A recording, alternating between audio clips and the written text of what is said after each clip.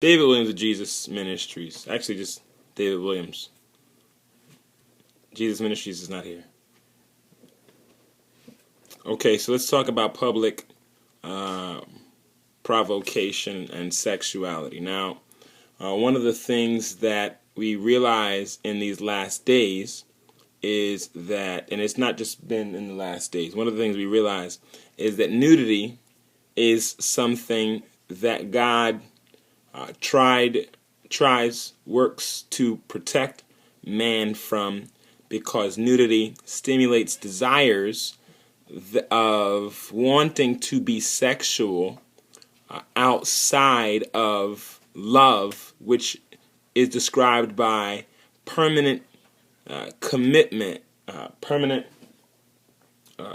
commitment, permanent benevolence, wanting to be with someone for so long, but because you want their best interest, you genuinely fight through negative feelings to maintain a relationship of productivity and of peace and of pleasure and all of that. So love describes being committed and devoted to someone's development emotionally, mentally, spiritually first. That's what it is when you love somebody. The Lord ordained sex to be between a single man and a single woman. That was the original plan of God.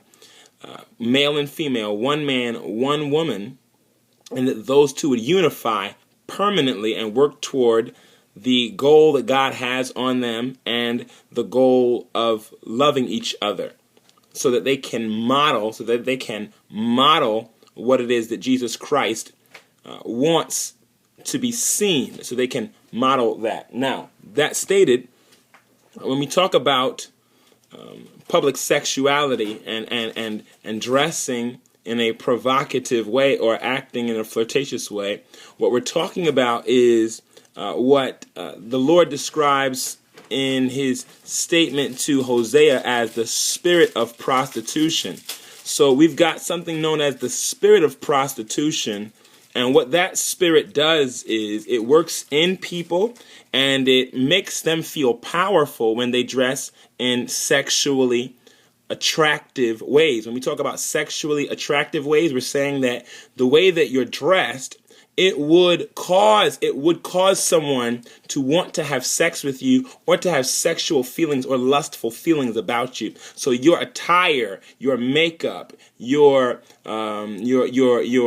posture, it would convey that you are fit for sex. Now, you may say that's not why I do it, but if your attire is consistent with that which the Word of God describes as the attire of a harlot, if your dress, or your pants or your shirt, if you are portraying yourself on social media in a very sexual way, and you understand the breasts, the butt, and the privates, those are the parts of your body that men are designed to want as far as the females. And for women, maybe you like a man's chest, shoulders. I'm not sure what women like necessarily, but generally, what I'm talking about is people making. Let me not rant, but I'm talking about people making conscious decisions to dress in a way that they think is beautiful. So they think that being sexual and having cleavage, having their breasts showing, they think that's okay. Why do they think that that's okay? It's because it draws attention from men and women, and it makes them feel powerful. It makes them feel wanted. It makes them feel good.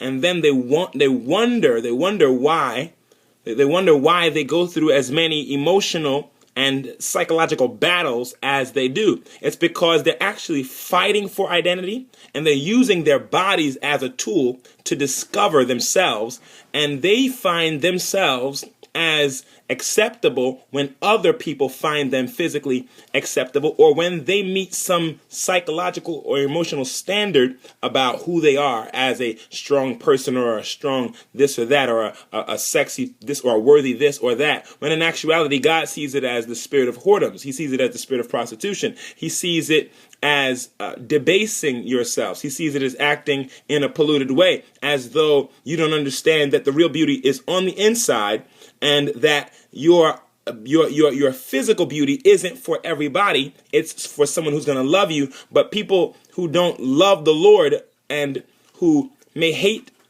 themselves, what they do is they present themselves in a way for anybody to have their precious things, their breasts, their body. Anybody can have it. Anybody can get off on it. Anybody can feel good about it.